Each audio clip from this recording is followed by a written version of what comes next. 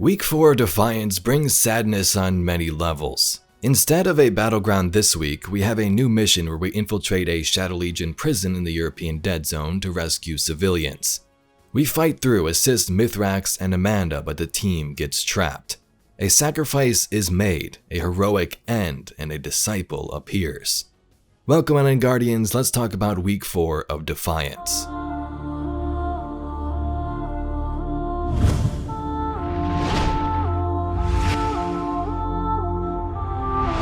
This week's journey begins at the helm. Amanda speaks to us about the plan so far. We have the Shadow Legion right where we want them, but we're not done just yet. Rally up, Guardian. I won't say we got the Shadow Legion on the ropes just yet, but we're making progress. I meant to ask, how you handling all this Queen's Guard stuff? Only thing that's changed for me is that Crow bowed and asked if he should call me Lady Amanda of Holiday. I told him to call me whatever he wants. I'm just glad he's finally recognizing my natural authority. Anyway, I like how things have been shaking out lately. Tearing through magic planes to bust into a Shadow Legion ship uninvited. That's the kind of entrance Cade would have liked. Enough talk. Let's get back out there. At the farm, Devrim relays an important message. Mithrax and Amanda are infiltrating a Shadow Legion prison in the EDZ, but have requested backup, not something they normally do. Our Guardian is sent in to help them out. We clear enemies, make an escape route, and the plan seems pretty straightforward. Guardian, I'm glad I caught you. Mithrax and Amanda are out on patrol and called for a touch of backup. Seems they picked up another distress signal, and the outpost is absolutely crawling with Shadow Legion. I was surprised they called it in. Makes me think the odds are worse than they're letting on. Usually those two can take care of themselves. I'm sending you their signal now. Head over and back them up, won't you? We enter the facility and clear out Legion and Taken. Amanda works up top on the security controls while Mithrax locates the prisoners. Once we find them, we're about to escape, but things go south and we're trapped. Our scanners picked up a distress signal coming from a prison facility in the EDZ. We reckon it's a new bunch of captives. Mithrax and I are fixing to break them out. I can splice the base security, but we will need a route for escape. That's where you come in, Guardian. Clear all opposition, that we may lead the prisoners to safety. And do not engage your Sparrow. The signal will alert our enemies. Everyone solid? Then let's go get our people back. Guardian, kick down their front door while we slip in the back. We'll meet you inside. Mithrax, I mustn't speak with haste. Turn back now. This is not a fight you can win. Leave these captives and live to see your great machine again. Pursue this quest, and you will die. Mithrax? The ship stealer is allied with the voice in the darkness, but she does not speak lies. Perhaps there is something here we do not yet see. There's always something. I'm not leaving our people behind, no matter what. Then I am with you. Think I found us an LZ, Guardian. We're going in through the roof. This was not the plan, Amanda Holiday. Are you certain the ship will fit? Only one way to find out. Spider hated when I did things like this. Now, I see why. And we're in. Next round's on you, Mithrax. Amanda and I will now locate the security terminal. Deal with those armored units, and we'll meet you on the other side. I see you, Guardian. I'm in the surveillance room above. I'm splicing the security network now. I will soon locate the captives.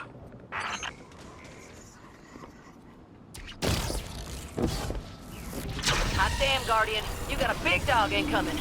Hold them off while Mithrax works. Woo! Glad we called you in for this one. We'd have been goners without you. I have located the prisoners. We are nearly ready for extraction. Gotcha.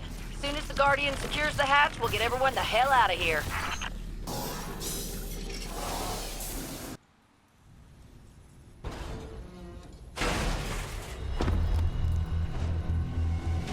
I'm here.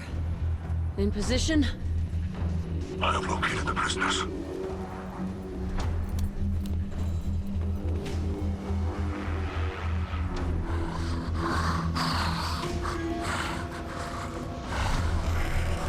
Come with me. Quickly.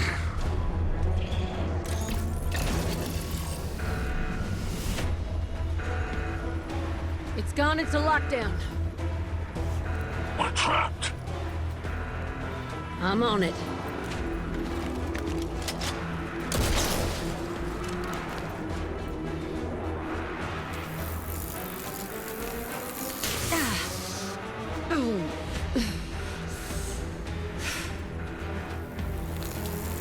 Come on.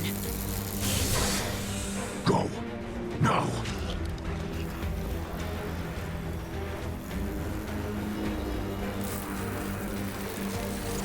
We are through.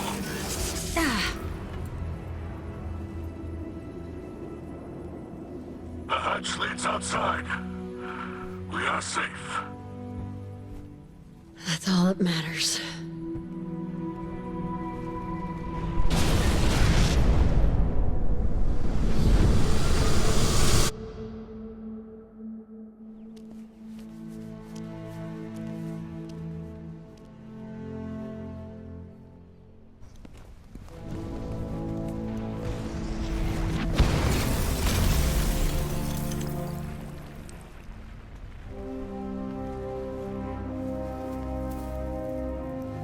I warned you.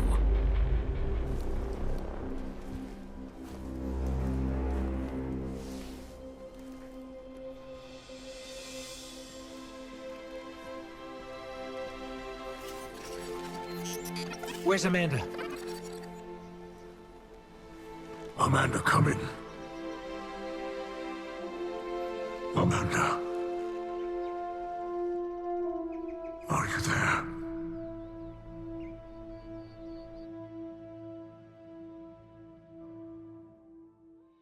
So that is super sad. Amanda sacrifices herself to save these civilians.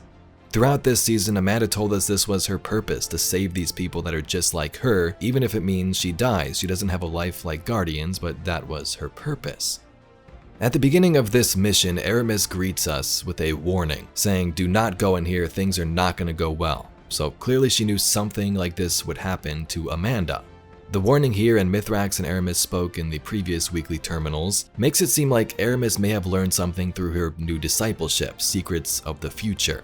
So it's either she peered into that future and saw something like this would happen, or she just would assume it wouldn't go well with the Shadow Legion. We know Aramis is clearly on that border of light and dark, or good and evil at least, joining the Witness but still having feelings for Mithrax and her Elixni. After this sacrifice, back at the farm, Crow, Mara, and Zavala grieve for Amanda. They speak of her sacrifice and the vengeance we will serve in the coming weeks alongside Crow. Devotion. Bravery. Sacrifice. Devotion. Bravery. Sacrifice. Guardian, Zavala grieves, and Mithrax is recovering in the infirmary. How do you want to proceed? We have to regroup. Bury Amanda. And put her killers in the ground. They'll be expecting you. Good. Think with your head, not your heart. Grief is poor counsel. And yours is better? Make arrangements for Amanda. The Guardian and I will handle it from here. If that's your wish. It is.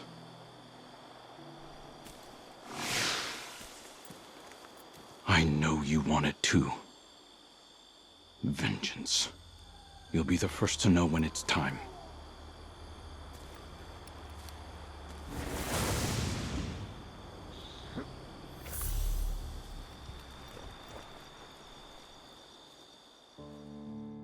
So this is super sad for a couple of reasons. One, because of this little funeral here for Amanda, and two, Zavala appearing and addressing this after what happened last week with his voice actor.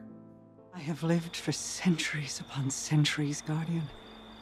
Though death has not lost its sting, it is a ritual whose movements are familiar to me. It has become easier to bear. But seeing loss twist the faces of those around me, Zavala, my brother, that has not.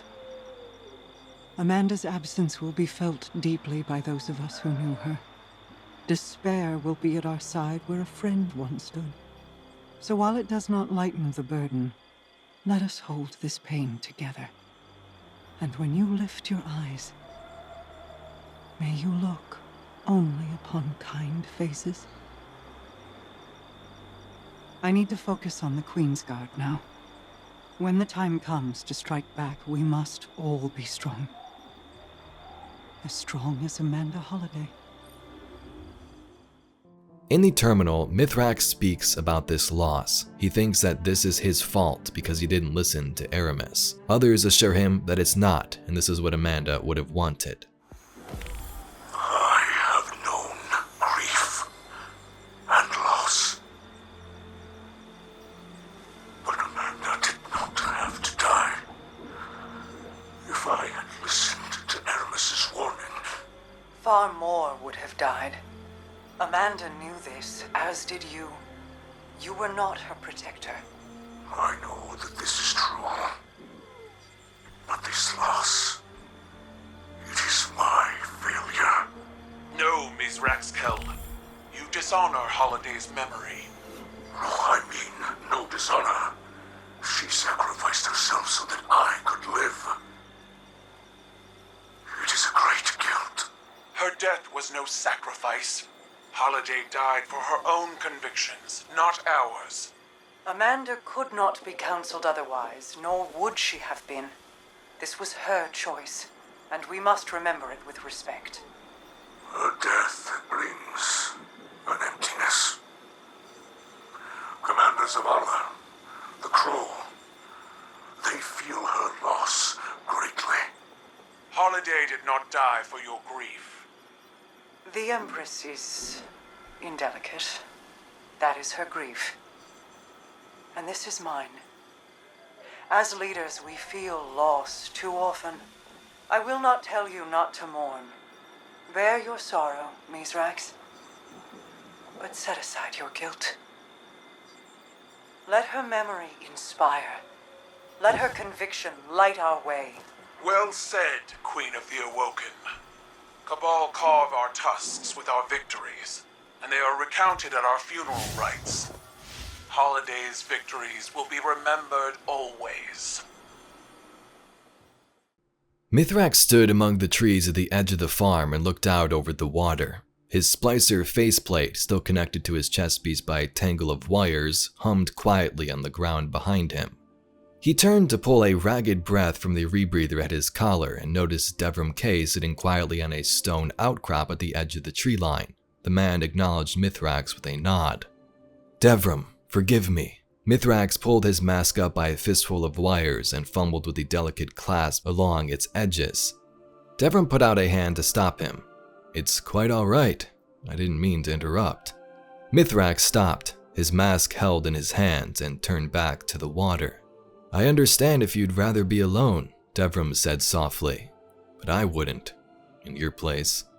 You may remain, Mithrax said, his voice thinner without his vocal processor. He scratched absently at the old scars along the side of his face and winced as his claws found the fresh injuries caused by Aramis's stasis blast. Seems you came through just fine, Devram said, and the ease of his tone made Mithrax turn as if struck. The pain was bare on the old Elixni's face, and Devram blanched. No, terribly sorry. I didn't mean that as a slight, Devram said, hand to his heart. I am relieved you survived, genuinely.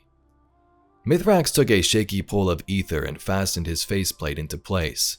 He walked wordlessly away through the trees. Excuse me, Mithrax. Devrum's voice felt uncomfortably close over Mithrax's in-helmet communicator. The Elixni leaned against a tree, suddenly deeply tired. Sorry about the intrusion. I know a bit about piggybacking on Elixni comm signals.